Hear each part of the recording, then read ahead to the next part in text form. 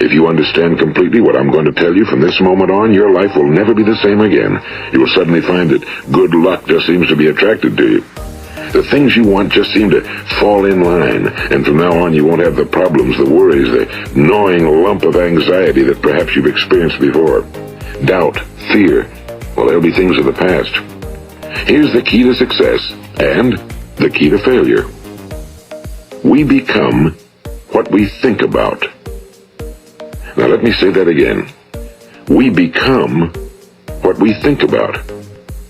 Throughout all history, the great wise men and teachers, philosophers and prophets have disagreed with one another on many different things. It's only on this one point that they are in complete and unanimous agreement.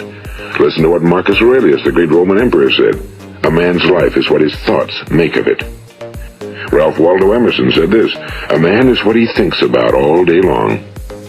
William James said, the greatest discovery of my generation is that human beings can alter their lives by altering their attitudes of mind. And he also said, if you only care enough for a result, you will almost certainly attain it. If you wish to be rich, you will be rich. If you wish to be learned, you will be learned. If you wish to be good, you will be good. Only you must then really wish these things and wish them exclusively, and not wish at the same time 100 other incompatible things just as strongly. My old friend Dr. Norman Vincent Peale put it this way. This is one of the greatest laws in the universe. Fervently do I wish I had discovered it as a very young man. It dawned upon me much later in life, and I found it to be one of the greatest, if not my greatest discovery outside of my relationship to God. The great law, briefly and simply stated, is that if you think in negative terms, you will get negative results. If you think in positive terms, you will achieve positive results. That is the simple fact, he went on to say, which is at the basis of an astonishing law of prosperity and success. In 3 words, believe and succeed. George Bernard Shaw said, people are always blaming their circumstances for what they are. I don't believe in circumstances. The people who get on in this world are the people who get up and look for the circumstances they want, and if they can't find them, make them. We become what we think about. Now, it stands to reason that a person who's thinking about a concrete and worthwhile goal is going to reach it, because that's what he's thinking about, and we become what we think about. Conversely, the man who has no goal, who doesn't know where he's going, and whose thoughts must therefore be thoughts of confusion and anxiety and fear and worry, becomes what he thinks about. His life becomes one of frustration and fear and anxiety and worry. And if he thinks about nothing, he becomes nothing. Now, how does it work? Why do we become what we think about? Well, I'll tell you how it works as far as we know.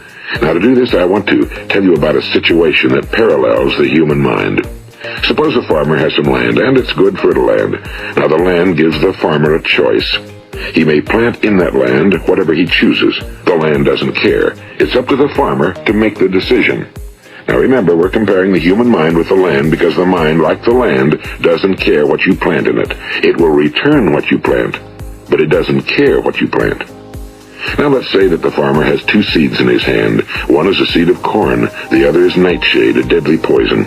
He digs 2 little holes in the earth and he plants both seeds, one corn, the other nightshade. He covers up the holes, waters, and takes care of the land, and what will happen? Invariably, the land will return what's planted. As it's written in the Bible, as ye sow, so shall ye reap. Now remember, the land doesn't care. It'll return poison in just as wonderful abundance as it will corn. So up come the 2 plants, one corn, one poison. Now, the human mind is far more fertile, far more incredible and mysterious than the land, but it works the same way. It doesn't care what we plant. Success, failure. A concrete, worthwhile goal, or confusion. Misunderstanding, fear, anxiety, and so on. But what we plant, it must return to us. You see, the human mind is the last great unexplored continent on Earth. It contains riches beyond our wildest dreams. It will return anything we want to plant. Now, you might say, well, if that's true, why don't people use their minds more? Well, I think they figured out an answer to that one, too. Our mind comes as standard equipment at birth. It's free, and things that are given to us for nothing we place little value on. Things that we pay money for, we value. The paradox is that exactly the reverse is true. Everything that's really worthwhile in life came to us free. Our minds, our souls, our bodies, our hopes, our dreams, our ambitions, our intelligence, our love of family and children and friends and country, all these priceless possessions are free. But the things that cost us money are actually very cheap and can be replaced at any time. A good man can be completely wiped out and make another fortune. He can do that several times. Even if our home burns down, we can rebuild it. But the things we got for nothing, we can never replace. The human mind isn't used because we take it for granted. Familiarity breeds contempt. It can do any kind of job we assign to it, but generally speaking, we use it for little jobs instead of big, important ones. Universities have proved that most of us are operating on about 10% or less of our abilities. So decide now, what is it you want? Plant your goal in your mind. It's the most important decision you'll ever make in your entire life. What is it you want? Do you want to be an outstanding salesman? A better worker at your particular job? Do you want to go places in your company? In your community? Do you want to get rich? All you've got to do is plant that seed in your mind, care for it, work steadily toward your goal, and it will become a reality. It not only will, there's no way that it cannot.